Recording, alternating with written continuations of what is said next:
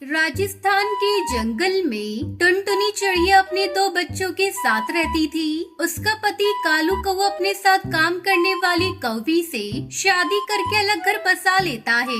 बेबस टुनटुनी चिड़िया किसी तरह अपने बच्चों को पालने लगती है। एक दिन टुनटुनी चिड़िया अपने बच्चों को लेकर भोजन की तलाश में जा रही थी। तभी उसे रास्ते में एक चील जाल में फंसा हुआ दिखाई देता है। वो दर्द से करहा रहा था। जैसे उसने टुनटुनी चिड़िया को देखा, वो टुनटुनी को आवाज लगाकर कहता है, चिड़िया बहन, मुझे इस जाल से आजाद कर दो। मुझे एक शिकारी ने यहाँ कैद कर रखा है। अभी थोड़ी देर में वो आ जाएगा। मेरे छोटे छोटे बच्चे हैं। मेरे बगैर मेरे बच्चे मर जाएंगे। मुझे जल्दी से आजाद कर दो चिड़िया।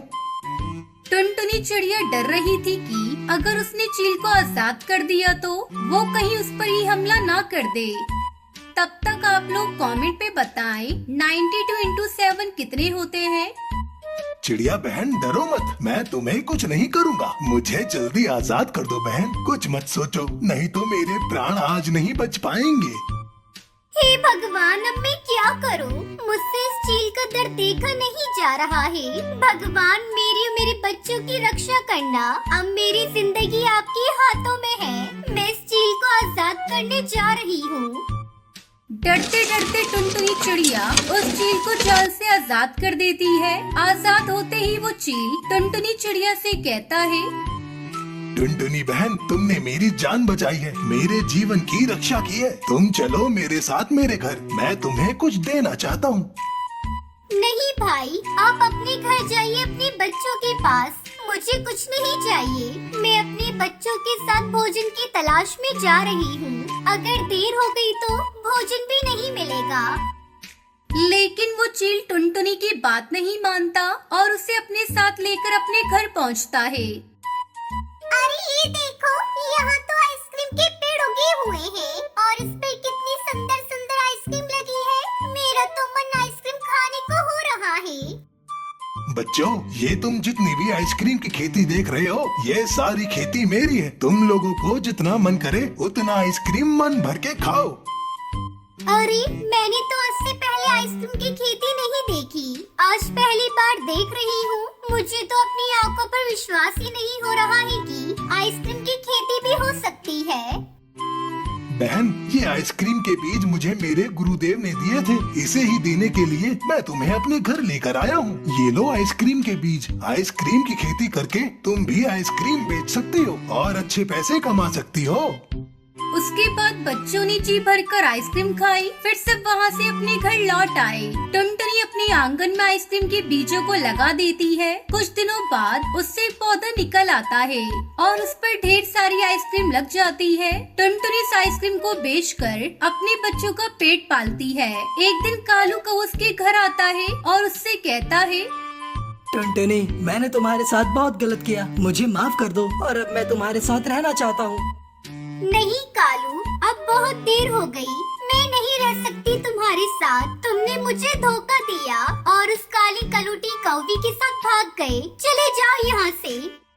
कालू को टुनटुनी की ये बात पसंद नहीं आती और वो गुस्से में वहाँ से चला जाता है और सोचने लगता है, इस टुनटुनी के तो तेवर ही बदल गए। ज्यादा ही आइसक्रीम बेचने वाली बन रही है ना। इसके सारे आइसक्रीम के पौधे तोड़ देता हूँ, फिर देखता हूँ कैसे बचती है आइसक्रीम।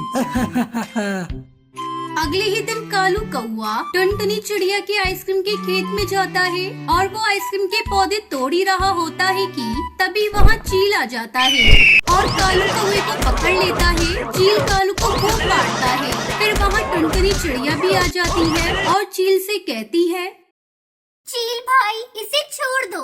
ये मेरा पति है, इसे जाने दो। लेकिन बहन, ये तुम्हारी आइसक्रीम के पौधे को तोड़ने आया था। मैंने इसे सही समय पर देख लिया, वरना ये आज तुम्हारी सारी आइसक्रीम की खेती बर्बाद कर देता। टुनटुनी, मुझे माफ कर दो। अब से मैं तुम्हें कोई भी नुकसान नहीं पहुंचाऊंगा। मुझे जाने दो चील भाई। मैं मानता हूँ मुझसे गलती हो गई। बदले की आग में मैंने ये सब किया, लेकिन मैं वादा करता हूँ मैं दोबारा ये गलती नहीं करूँगा। छोड़ दो मुझे। उसके बाद कालू कौवा वहाँ से हमेशा के लिए दूसरे जंगल चला जाता है। फिर टुनटुनी चिड़िया खुशी खुशी अपने बच्चों के साथ रहने लगती है।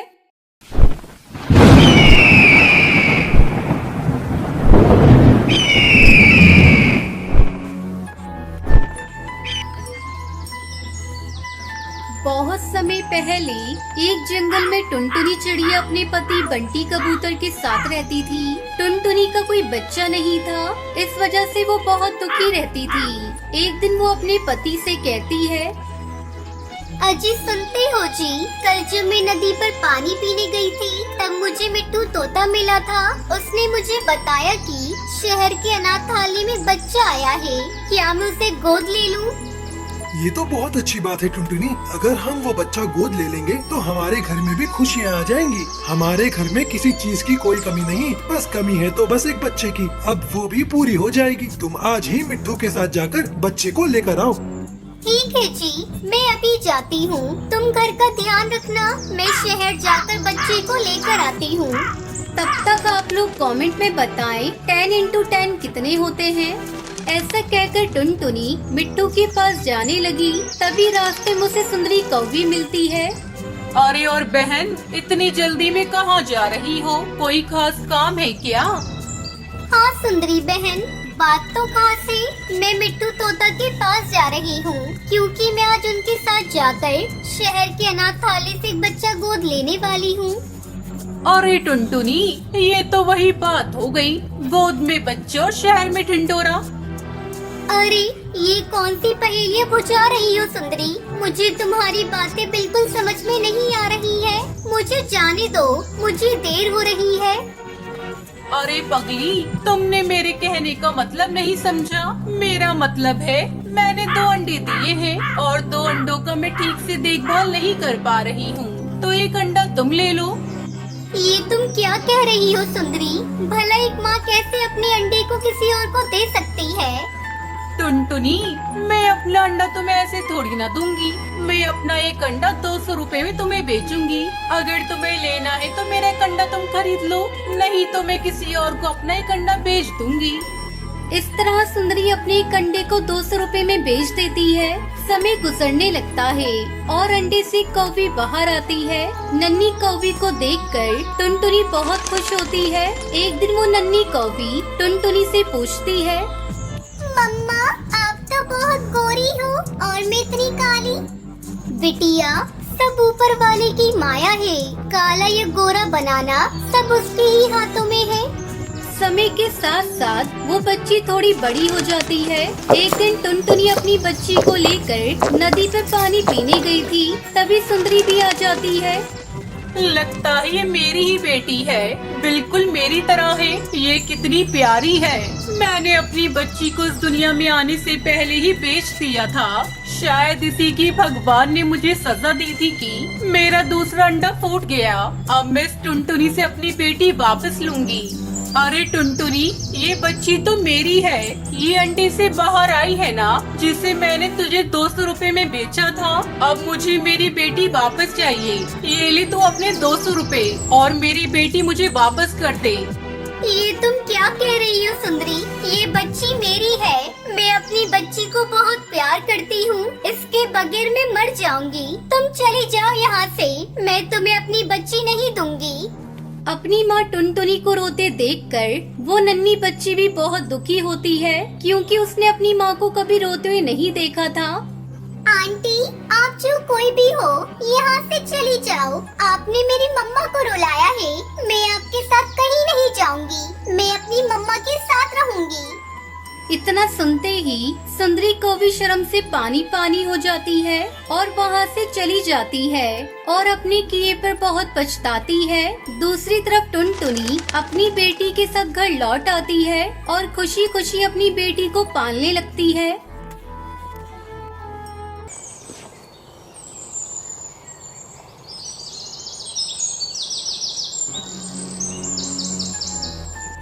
सुंदर वन में कालू कौआ अपनी पत्नी टुनटुनी और 2 बच्चों के साथ रहता था। कालू रंग बिरंगी कुल्फी बेच कर अपने घर का खर्च चलाया करता था। ठंड का मौसम शुरू हो चुका था, जिसके चलते कालू की बनाई रंग बिरंगी कुल्फी खाने कोई भी पक्षी नहीं आता था। वो अपने ठेले के पास उदास बैठा था। क्या करूं, कुछ समझ में नहीं आ रहा है। ठंड इतनी बढ़ गई है कि कोई बर्फ कुल्फी खाना ही नहीं चाहता। ऐसे ही कुछ दिन चलता रहा तो मैं रोड पर आ जाऊंगा। घर में पत्नी और बच्चे का खर्च अब मैं कैसे पूरा करूंगा।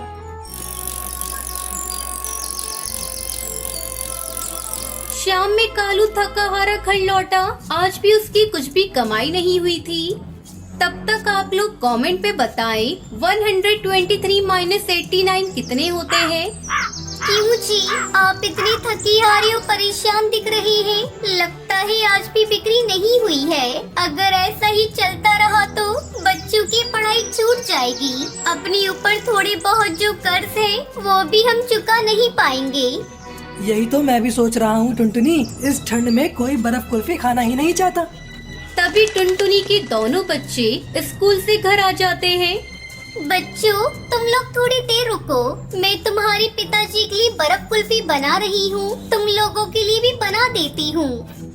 नहीं माँ, आज हमें बर्फ कुल्फी नहीं खानी। तुम पिंकी को कुल्फी खिलाओ। मुझे तो आज मैगी खाने का मन हो रहा है। तुम्हें पता है माँ, मेरी सहेली आज स्कूल में गर्मा गर्म मैगी खा रही थी। उसे देखकर मेरे मुंह में पानी आ गया।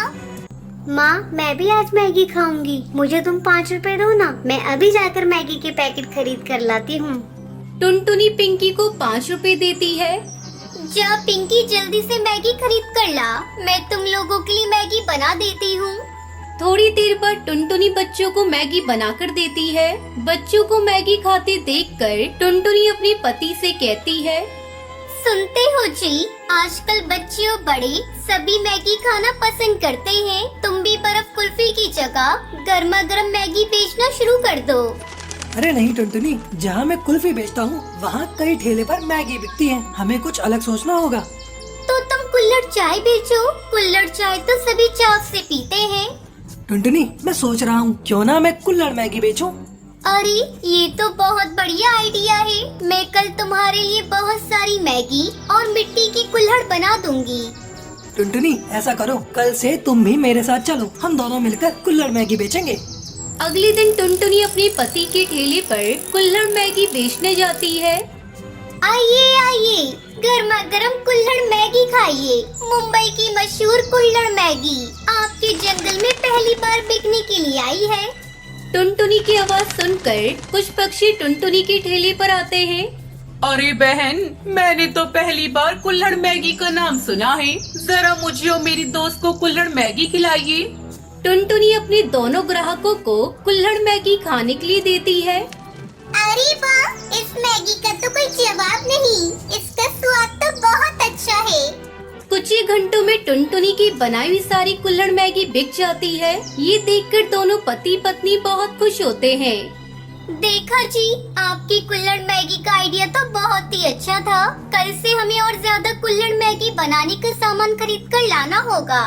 इस तरह टुनटुनी अपने पति के साथ मिलकर कुल्हड़ मैगी बेचने लगती है और खुशी खुशी बच्चों के साथ रहने लगती है।